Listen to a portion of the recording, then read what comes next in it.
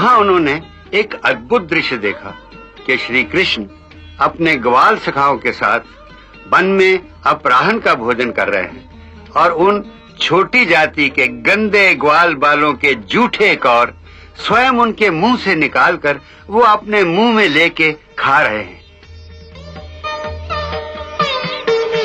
इस दृश्य से ब्रह्मा जी को बड़ी घृणा हुई कि ये कैसा परब्रह्म है जो उन छोटी जाति वालों की जूठन खाकर भी प्रसन्न हो रहा है। उन्होंने सोचा कि क्यों न इस बात की परीक्षा ली जाए कि ये सचमुच परब्रह्म है कि नहीं। ये सोचकर ब्रह्मा ने पहले तो उनके गाय बछड़े चुरा लिए।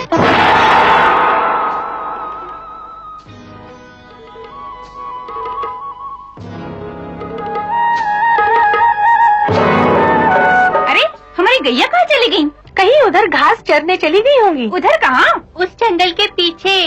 तो क्या हुआ, चिंता क्यों करते हो? मैं भी लेकर आता हूँ। सुरभि!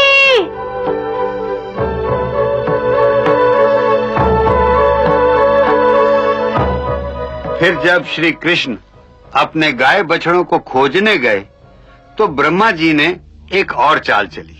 अब कि उन्होंने अपनी शक्ति से श्री कृष्ण के समस्त ग्वाल सखाओं को पहले तो धरती से अदृश्य कर दिया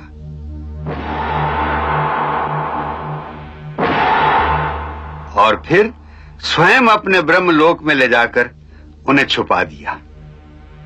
उधर ब्रह्मा जी अपनी इस चाल पर बड़े प्रसन्न थे।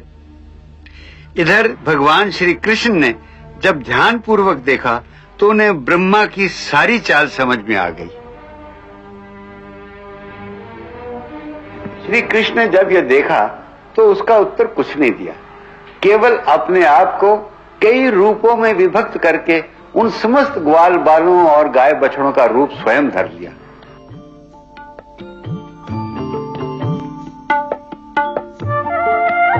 ब्रह्मलोक के समय के अनुसार ब्रह्मा जी ने तो कुछ ही क्षणों में गौओं और ग्वालों को ब्रह्मलोक पहुंचा दिया, परंतु जब वो लौटकर पृथ्वी पर आए तो theory of relativity of time के सिद्धांत के अनुसार इतने में पृथ्वी लोक पर पूरा 1 साल बीत गया था।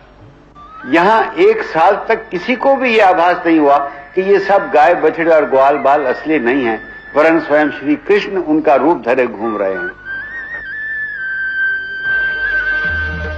इधर ब्रह्मा जी जब धरती पर वापस आए तो उन्होंने देखा कि जिन ग्वालों को वो अभी अभी ब्रह्मलोक में छोड़कर आए हैं वो सब यहाँ श्री कृष्ण के साथ खेल रहे हैं।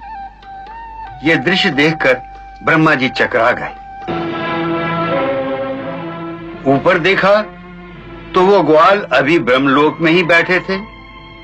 नीचे देखा तो धरती पर वही सब लोग खेल रहे थे। कभी ऊपर देखते, कभी नीचे देखते। इस दृश्य से जब वो हतबुद्धि से हो गए तो मन ही मन प्रभु चरणों का ध्यान करके प्रार्थना करने लगे कि भगवान मुझे सत्य के दर्शन कराओ, मैं भ्रम में भटक गया हूं, मुझे सत्य के दर्शन कराओ। उनकी ये दशा देखकर श्री कृष्ण को उन पर दया आ गई और उन्होंने अपनी माया का पर्दा हटाकर ब्रह्मा जी को दिखा दिया कि स्वयं चतुर्भुज भगवान ही उन सब ग्वाल बालों और गाय बछड़ों का रूप धारे उनके सामने खड़े हैं।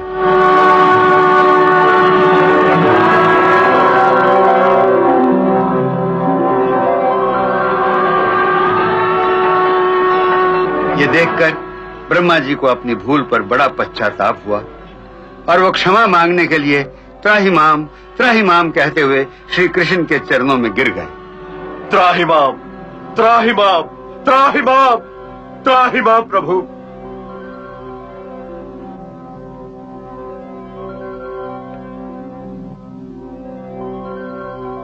हे जगदीश्वर, हे चराचर के स्वामी, मैं आपकी शरण में आया हूं। मेरी रक्षा करो, मेरी रक्षा करो।